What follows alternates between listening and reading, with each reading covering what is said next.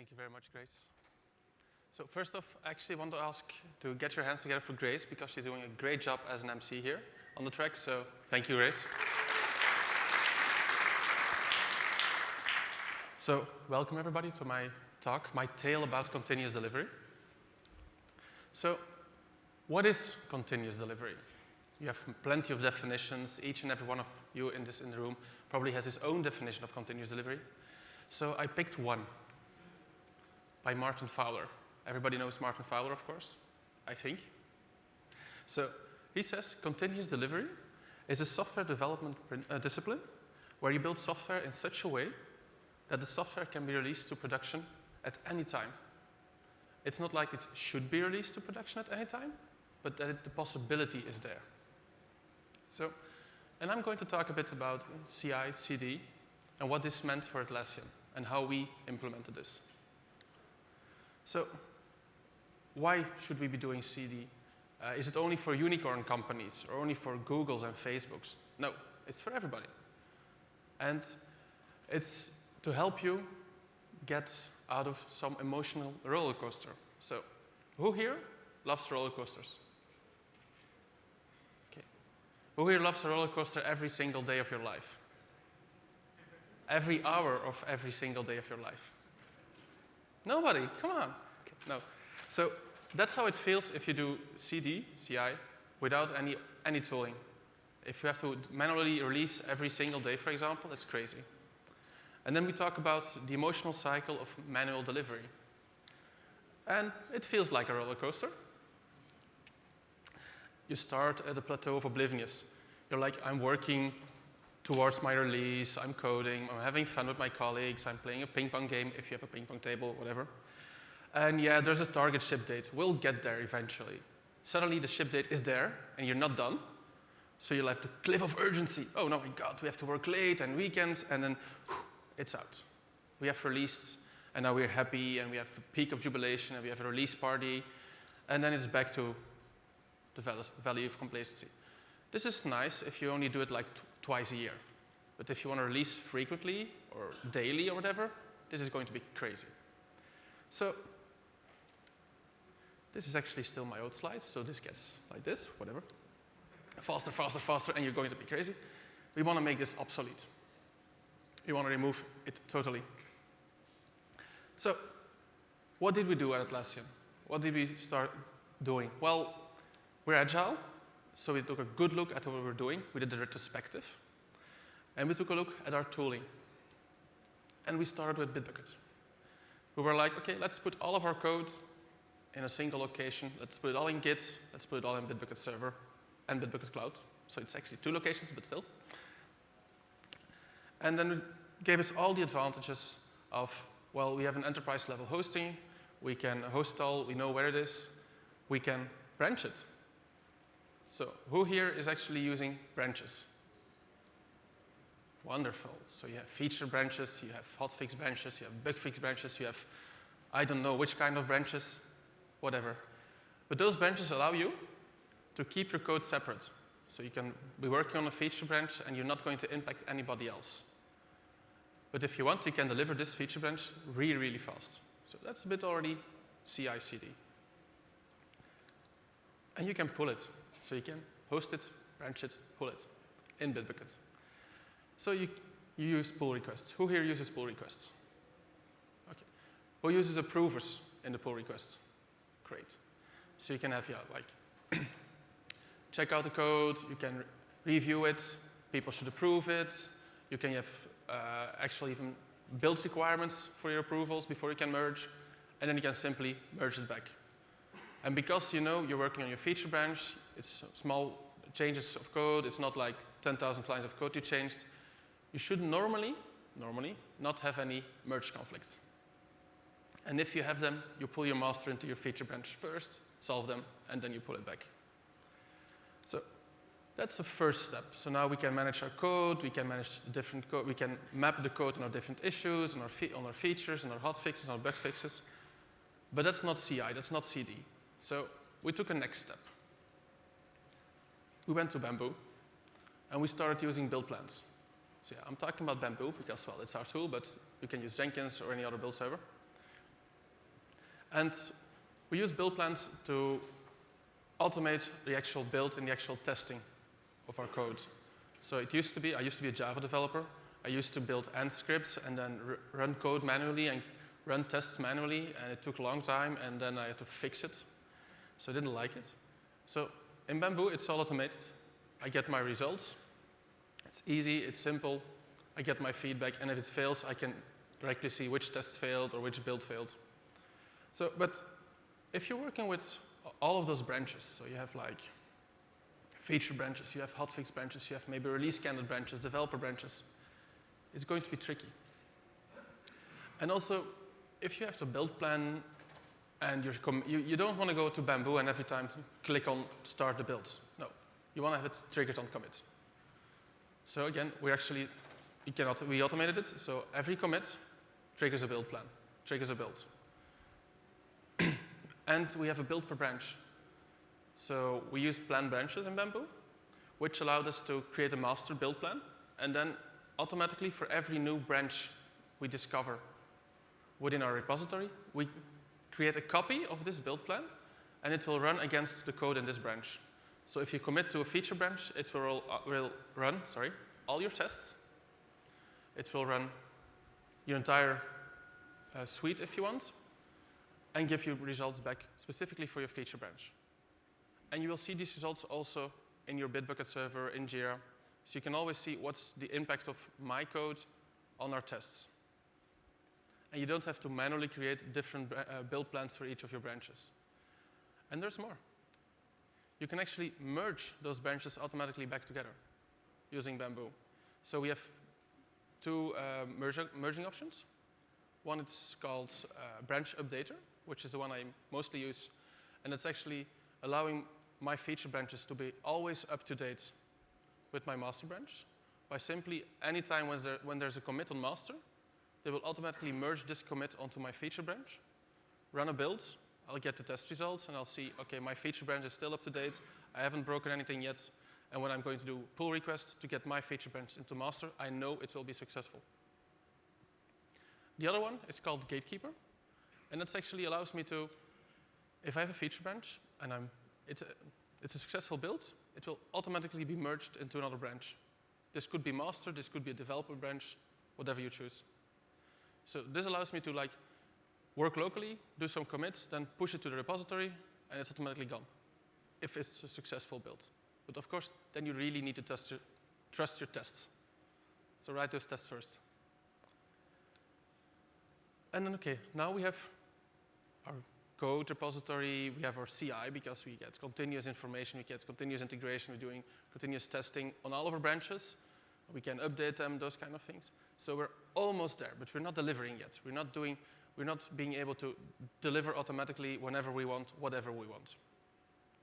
So I started using deployment projects. Who here is using deployment projects in Bamboo? Less people than build plans, so everybody else, start using them. Why? Because in deployment projects, we can create multiple environments. You can define a development environment, you can define a QA environment, you can define a staging environment, a production environment, or whatever environment you want. And you can define how to deploy your binaries, which were created by your build plans, onto these environments. You can have your configuration there, you can have you can select which binaries you want to deploy, which versions you want to deploy, which results from which build plans you want to deploy, either from feature branches, for hotfix branches, for any of those different kinds of branches. And this allows you to automate this. So the thing is, we always want to make it as fast as possible, as automated as possible, and with as less bottlenecks as possible. So these are triggered on success. By the way, does anybody recognize this picture? It's here in Barcelona. It's Sagrada Familia inside. I was thinking about something that's being built slowly but successfully. So those deployment plans, again, can be triggered automatically on a successful build of a plan. So for example, if your master build is successful, you can automatically deploy it to your development environment, or even to your production environment if you're really confident. But we can also say, well, okay, it's a successful deployment to my dev environment. Now deploy it to my QA environment. And then maybe once a day at night, deploy it to our staging environment. and we're only going to deploy it manually to our production environment. But the thing is, you can also easily roll back, because you can also say, like, okay, now I want to select another version and put it back on our environment. So for example, if your developer environment is already 10 releases ahead because you're doing continuous delivery, so you have lots and lots of releases, and your production environment has a problem, you can actually select the version that's currently on production, automatically deploy it on your development environment, test the problem, fix it on your development environment, put it back onto production, all through BitBucket and Bamboo. So, and if you mix all of this together, and if you automate the hell out of it, you get magic. You get sparks flying around. You can actually go from commit to production in a single click. The one you do when you commit your changes, and everything else can be automated. But you have to trust your tests. So that's nice. That's behind the firewall. But that's not why most of you are probably here, because Sven mentioned that I'm going to talk about something else. So I want to do one more thing. BitBucket pipelines. I was searching for a picture of pipelines, and it was all like oil pipelines and stuff. I didn't like it, so I was like, this is more colorful. This is cool. So again, BitBucket Cloud, you can host it. As you can see, you have all of your commits there, you have your branches there. Who here is actually using BitBucket Cloud at the moment? Go start using it. You can just get it for free. For your own projects if you want. So it has almost all the features of BitBucket Server. It has great plugins, all of your sources there. You can do requests, different repositories. You can do pull requests. You can do branches. And now you can also build your code. I love Lego, so I always try to get a Lego slide into my presentation. So now, if you do go into BitBucket Clouds, and you activate the pipelines add-on, you get something like this. And every time you commit, on every single commit, we will build your code. We will run the different steps you define within your BitBucket pipelines YAML file. And you will get nice logs, which you can click open. If there's a problem, they will automatically be opened, and the problem will be highlighted. And you will see all the results of these builds everywhere in BitBucket Cloud. So not only in the build line, but also on your commits, on your pull requests. All of those things are integrated. And all in BitBucket Clouds. And you can deploy it. We have already several integrations with, for example, AWS, NPM, Browser Stack, JFrog Active Directory, Testfairy, and many more. And so you can deploy your code directly to any of those places. So if you have like a Node.js module, you can directly deploy it into NPM. Straight from BitBucket Cloud. So you don't have to go anywhere else. You can do it all within the cloud, all within BitBucket Cloud. But that's not all. I'm going to show you a video now. So I used to be a Java developer, so I used to be a big Spring Source fan, so I'm using the Spring Source Pet Clinic example. Who here knows this one? Yeah, some people. Wonderful. So what is this? I'm currently, you can see I have the Atlassian 2015 header still there. This is my production environment. It's a Tomcat running on AWS, and I'm going to change this. So I want to go make it 2016. And I'm going to do this completely in BitBucket Cloud using pipelines. I'm going to BitBucket. I'm going to show you my YAML file first. So this is the BitBucket pipelines YAML file. There we go. And as you can see, I have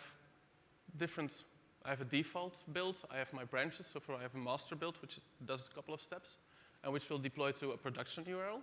And I have my feature branches, and these will automatically deploy to a development URL. So the production URL, developer URL, they're actually not defined in my code. They're defined in BitBucket pipelines, environment settings, environment variables. So you don't, for example, also my password and my usernames are actually not in my code, they're not in my source repository, they're defined somewhere else. So this is my development environment, Atlassian Dev. And I'm now going to create a feature branch, because we always want to create feature branches. We're not just going to change master because I'm not that great of a developer. So let's create a feature branch. Again, I'm going to do everything inside BitBucket Cloud. So it's easy. Click it, give it a name, create. There we go. Now, if you want, you can check this out using source.c or using your favorite Git client and work on it in your machine. And then you can commit locally and then push it to BitBucket Cloud again, and then it will build. But because it's a simple change, I'm simply going to change it directly in here with our online editor. So I'm going to the right branch. I'm going to now the message and properties file, which contains the welcome message. So there we go. Simply clicking edit.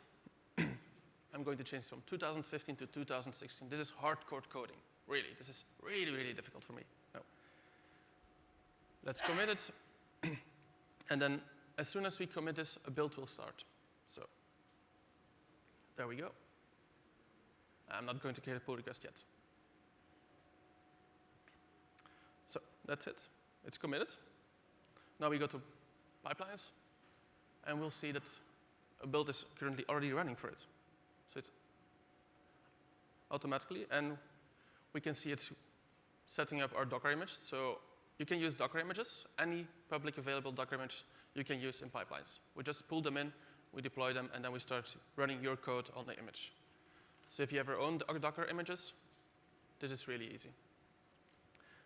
You can see that I'm actually using the feature branch plan, and not the master or the default. I'm exporting my def URL now to an environment variable within my Docker container, so I can actually use it in my POM file to deploy to my Tomcats. So now you can see all the logging. You will see that we're running tests. You can see the test results in the log files. If the test fails, this will actually stop. It will be a broken build, and you will see which test has failed. Now I'm going to deploy it. Well, I'm going to undeploy the previous version and then redeploy the next version on AWS. But of course, you can do this on any web application server that's publicly reachable on the internet. So I'm using a Tomcat deployed on AWS, but you can use your own JBoss ones, your own WebSphere ones, whatever you want. Or any other tool.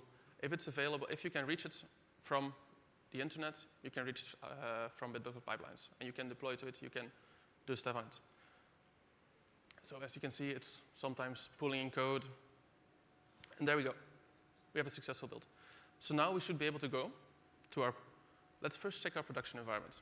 So that's production that still says 2015. Now let's go to our development environment. That should now hopefully say 2016. There we go. So that's all automated. It's all working perfectly. So that's wonderful. Our feature branch works. So now I want to get this to my master branch and into production. Again, I'm still working in BitBucket Cloud. I'm creating a pull request. I'm not going to ask for approvers because I'm the only one in this project, so I'll just merge it and I'll trust myself. And I'm also going to close the feature branch afterwards because I no longer need it. So there's the pull request. And as you can see the different build results over there. So you can see there's a successful build for this commit. For this feature, for this pull request, well, let's merge it. So again, merge message, close the source branch once more. There we go. And now this is again going to trigger a build. But this is going to trigger the master build because we defined different types of builds in our YAML file. So let's go back to pipelines. And again, as you can see, it's already in progress. Again, setting up the build now is building the master branch. It's using our production URL. So after this, I'm going to show you how those environment variables actually work. So you can define your environment variables within BitBucket Clouds. So you don't have to put them into your source code. So you don't have to put passwords and stuff like that into your source code. And they don't get mentioned in your log files. So you can keep them a secret. So if you have AWS authentication keys, or if you have usernames and passwords you need to use, you can keep those as environment variables, and nobody will actually be able to read them. Not even if they have access to your project, they will be able to read them because they're hidden even to the admins. Once you tie them in, they're hidden for everybody. So building, building, building. It's always nice to look at, especially if it's just some code that's happening. There we go. So you can see the test results 59 tests run, no failures, wonderful. It's one of the reasons why I actually used this project, because it already had built-in tests. And there we go, it's successful. So now we should be able to go to production and see the change we did. I know it's a really small example, and I think you can all come up with more interesting and better example, but it's just to show what pipelines can do. And now, environment variables. So you go to settings, you go to pipelines, you can see environment variables. And you can simply add your variable name, variable value, and if you want it to be hidden, you select secured. And that's it. That's how pipelines work. That's, again, from commit to production in a single click. So that's all nice, whatever, but how did this actually help us within Atlassian? It gave us fast reaction times. We could react faster on external and internal stimuli. So if there was suddenly a big problem in production, we could easily get the production environment running on dev, fix it there, release a hotfix. We could pick and choose which feature branches which features we wanted to use. Because we know all of our feature branches are always up to date with master, we can easily merge them in. And then we can pick and choose which ones we use. We actually sometimes use feature flags. So the features are actually already there in the code, in production, but not yet available. Or they're like part of our labs. So those kind of things, it helped us to be able to react faster on requests of our of developers, on internal changes, those kind of things, and on production problems. It helped us to reduce risk. Because everything is automated, it will always happen exactly the same way. There's no manual process, there are no steps you have to remember. And then if this one person who can do all of these steps is on a holiday or he or she wins the lottery, I don't like the bus story, and so then they're gone and you have a problem. You have a bottleneck. If it's all automated, the risk is reduced. Also, you know all your tests are always running on all of your feature branches, so you know everything is working. Or if it's not working, you will immediately get feedback about it. So you won't be deploying as much faulty code. And if there's a problem with your deployment, you can easily roll back, or you can easily find it because it's only going to be like a small release. So it's only a small amount of code that changed. It helps expose inefficiencies and costs. If you are able to release every day, if you want to be able to release every day, you need to minimize your release process, to find those bottlenecks, to find those hidden costs and remove them. And it gives you flexible release options. Like I said, you can pick and choose which features you want to release. You know all of your feature branches are always up to date. They help you. You can say, okay, now we can also start rolling out those features to a number of people, especially in our cloud. We can say, like, we roll out this feature already to 25% of our users and see how they react, and then we roll it out gradually to the other ones, because you can select where you're going to deploy. You can use feature flags to automatically start or stop those features. All those kind of things are now easily done because everything is automated, everything is automatically tested. You have your continuous integration, continuous delivery. So, and now I want you guys to go out there and make magic. I want you to go out there and try this one. Try it for your company. Start doing automated testing. Start doing continuous integration. Start doing continuous delivery or deployment, not to production per se, but maybe to your deployment environment, to your development environment, just to get the ball rolling, to find those hidden costs, to remove those hidden costs, and to also get your risks down, to feel more secure that when you're working on a feature, it's going to be working in production every single time you deploy a feature. So that's it. If you have any more questions about this, find me. Thank you. Thank you.